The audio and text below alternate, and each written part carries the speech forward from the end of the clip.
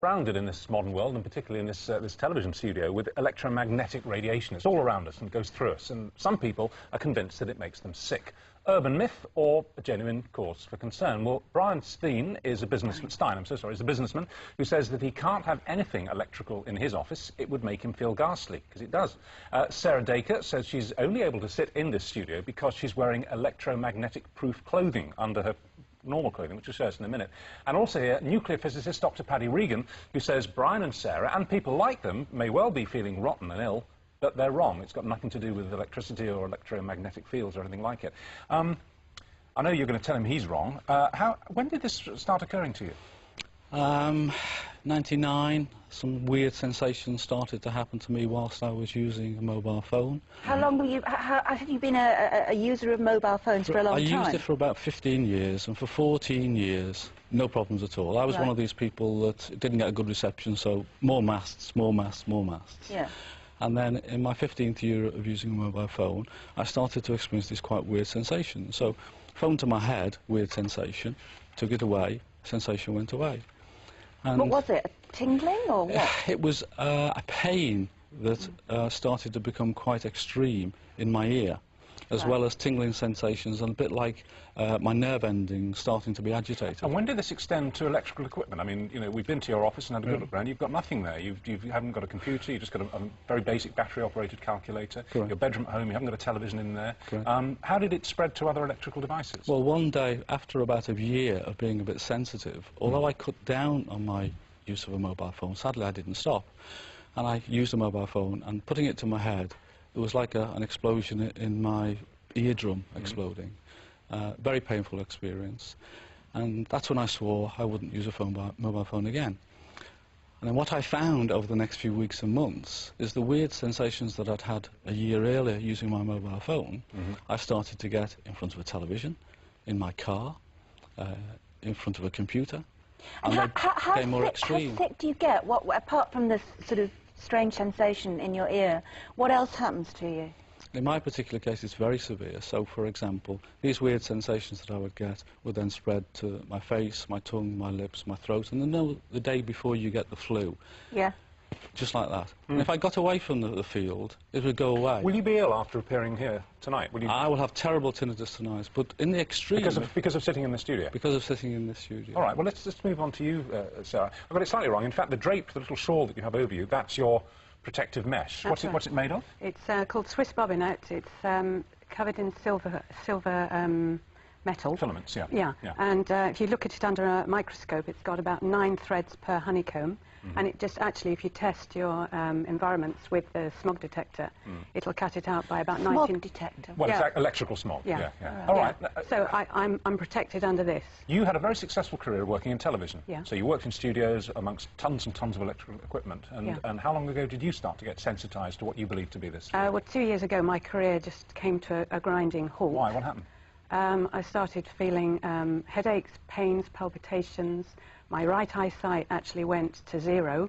They gave me glasses, which I then returned once I shielded my environment and took a step back from living, really.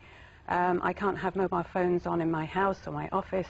I'm 2 hours only on a computer during the day, and that's about it. And the reason that you both think, and you think, that this is because of electromagnetic fields is because it only occurs when you go near electrical equipment. Yeah, driving through here, I've turned my detector on, a lot of masts, a lot of smog driving through wherever we've driven here to, and it was screeching, actually, and my eyeballs get very, very hot now. Let me explain the most extreme. Really quickly, I took part in the Essex studies where they're trying to detect people who are electrically sensitive.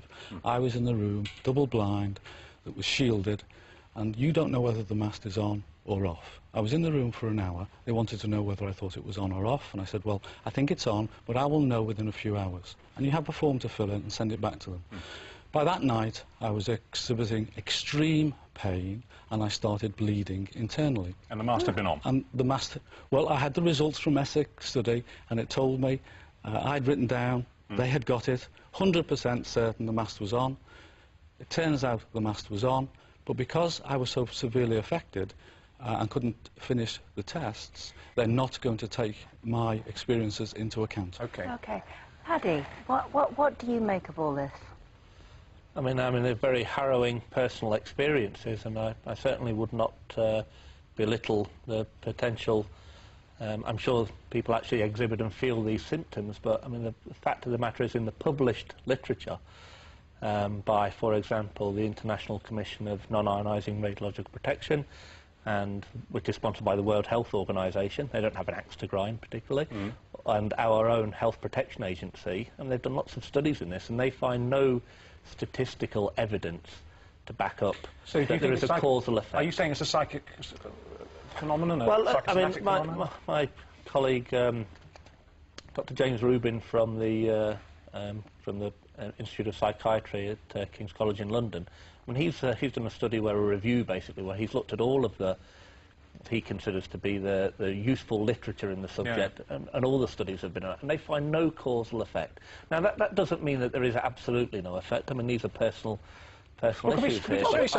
With the sound down here, we don't need the sound up in here, but just roll this here. I mean, here we have an experiment. It's actually an art experiment where fluorescent tubes are placed directly underneath overhead cables carried by pylons. And obviously there's an electrical field. A lot of us who walked under pylons feel our hair standing up on end. And it's powerful enough to ignite the gases inside the fluorescent tubes and make them react. Now, you know, we're just laymen here, but it's a dramatic picture, that. And sure.